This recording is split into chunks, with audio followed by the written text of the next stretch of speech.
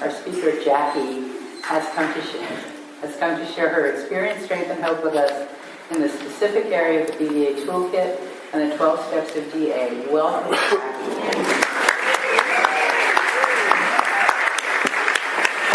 I like to stand because it's so short, and I like to make contact with everybody in the back, because I know for myself I would like to hide in the back and not be part of it, so I'm kind of outing you in the back.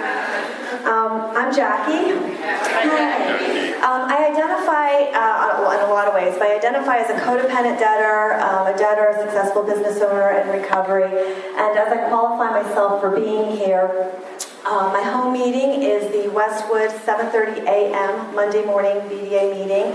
I've been attending that meeting consecutively for 14 years. And then my second meeting, I'm from the Brentwood Club. You guys are the other side, we're that side. And I have been solvent since my first year in recovery, and I haven't carried a credit card since 2008. At the time I was using the American Express because, well, it's a business card and you pay it off every month. So I don't use credit cards, and I don't even miss them. Welcome. It's such a lucky day for you. All this support in this room is here for you. This program has changed my life and has changed who I am on a cellular level.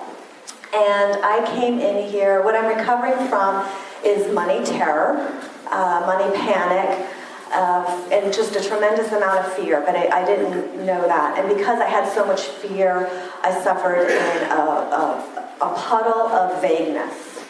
And even if I had or didn't have, it didn't matter because I had the fear. Therefore, I was vague. Therefore, I was panicky. Therefore, I made poor decisions. I'm also a multiple program user,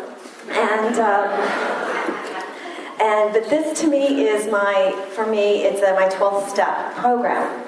Because what it does for me is it teaches me how to practice these principles in all my affairs, which means that as a person who's committed to recovery, I am now living that, not just with myself and within my community and my little tribe. I'm taking that and living that out in the outside world in a place where they're not living by it necessarily. And how I do that. I've been a business owner. I did the AB job when I first got in here. I was working. I was an employee, and this helped me really change the way I was thinking about how I was an employee and how I was running my business, and I transitioned into running my own business, and it was actually a result of the working the steps, because at the time when I worked the steps the first time and I retired, recreating my family of origin everywhere I went to work, and my dad being the boss, and my mother, and then my sister, that whole thing, I went through this whole process where I became a business owner. And because I was working this program and I had the support of the system, I was able to do that fluidly and solvently and wisely, even beyond my wiser self. Fast forward, I'm in my 14th year here. So the business has been solvent. I have employees, I make payroll, I've got client lists, I'm cash flow solvent.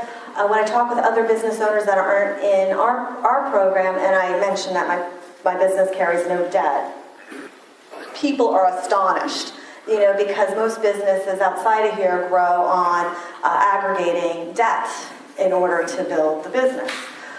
So that's always been very interesting, and I have been working on my new vision. What is my new vision in my life? And I've kind of been in a dead space in the past couple of years where I'm like, I don't know, it's like I achieved all my earlier visions, and what I find about vision itself is, for me, it's an outgrowth of my old self.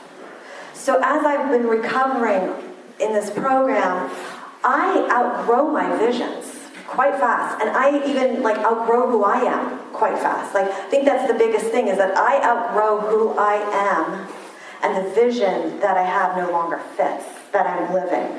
So I've been learning how to do that in a sober, solvent way.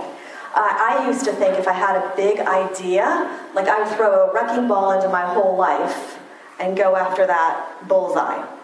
And so I have learned here how to do these things in very solvent-specific ways with the guidance of a higher power. One of the things that I struggled with the most upon coming in here, and it wasn't a second step for me, because I really do believe in a higher power. I always have. Like when I was 7 years old when Star Wars came out, I was like, the Force. I got it. Got it. But my low self-esteem had me not believing that I was worthy enough of God's good grace.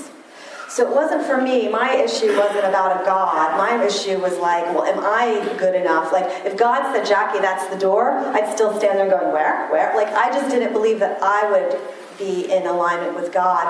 And working here has given me so much trust and faith in terms of what I am capable of doing or capable of being and expressing in the world, that I feel in alignment with that. But the step 3, where it was, we turn our life and our will over to the power of God as we understood Him, I had such a struggle between what is faith and what is gambling.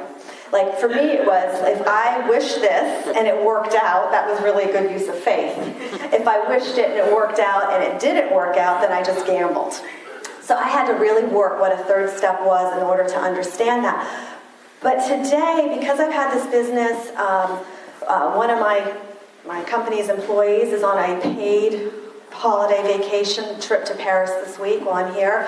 Like, that is like abundance for me. Like, it's the amount of abundance and solvency that I never expected to have. So in the last couple of years, I was looking for a vision. Who am I going to be? And what do I do now? And what does God want from me? Was really just kept asking with it. And I stuck with the tedium and the boredom and the monotony of my, the day in, the day out. Take track of your numbers. Take calls from sponsees. Call your just stuck with it. And what came up, and it came through the numbers. One of the first things they say when you're newcomers, keep track of your numbers, which when I started here I had such resistance around, and I didn't get it. But the numbers for me are like this. The numbers, keep track of your numbers, it's like the ABCs. Then you add your numbers up, and then they create sentences. And then you add up the bulk of your sentences, which is your weeks, which becomes your month, and now you see your story about who you are. And if you keep your numbers over a long period of time and you've got this data, you can now go forward in your vision with your numbers and write your new story. And that's what I've been able to do in the last couple of years when I sat through the tedium and I looked through these numbers. I've got 10 years of business numbers. So now I do think, I work with professionals and we do projections. And so I'm writing my story into where I want to actually be with numbers. And I look at those projections and I'm thinking, that's ridiculous. Like, that is so not going to happen. But I'm here long enough and I know if you write it, it can happen. You can materialize it. So I ended up with my first offer to buy my business last year, which was something that was beyond my scope of imagination. But I took the action steps. I had my numbers. We did it. I did the due diligence. Went through the process. I had a broker, and we went through. And when we came down to it, because I had the clarity of numbers. Now, my old self, just on the ego flattery of what I thought that was, I would have just taken it. I was like, I sold my business. But because I had the solvency of looking at the numbers and seeing where it was going to take me, then I was like, okay, so now I have an offer. Now look at my numbers. What do I need to change about my projections in order to get me the better offer here? So that's what we've been doing the last year, and we've brought people into my business that are helping me actualize that. And in the meantime, I'm starting, instead of a job, B job, I'm starting an A business and a B business.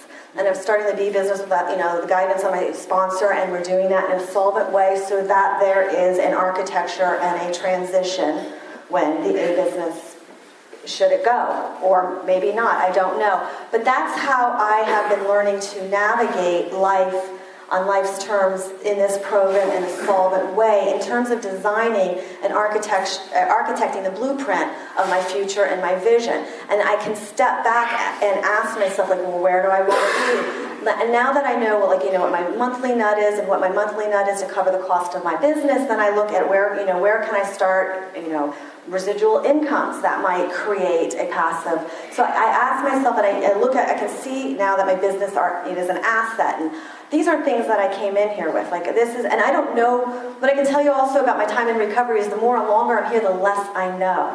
And the only thing that ever stops me from getting to what it is I know is the right question. Any mistake I've ever made is because I just didn't have enough information to make a better choice. And so it's not actually that I'm stupid, it's actually that I just didn't know what I didn't know, and I didn't really ask the question, which is why on a foundational level here, I like the rule of 3. Ask 3 people, get 3 opinions, get 3 quotes, interview 3 people, because it's not about the 3, it's in that information gathering process, you're going to find out what it is you didn't know, or at least that's what I learned every single time. I didn't know the right question to ask. And in the talking of these other 3, even if it's 3 outreach calls, which is, why that process here is so foundational when we're outside in the world, because those 3 questions become the information that we don't know. So my learning mistakes have been expensive. I pay for my learning curve and have to work the forgiveness around that on a big level. What is with my time? 4 minutes, okay. So just life or death, changing topics here, on a life or death situation. I often identify as a codependent debtor because I've used money to rescue and enable people, and that's all a narcissistic quality in myself that really kept me from, it really evaded me from taking responsibility for myself. I came into this program because I was married to somebody and he wasn't earning, and I started this program because I wanted him to earn. I took notes for him.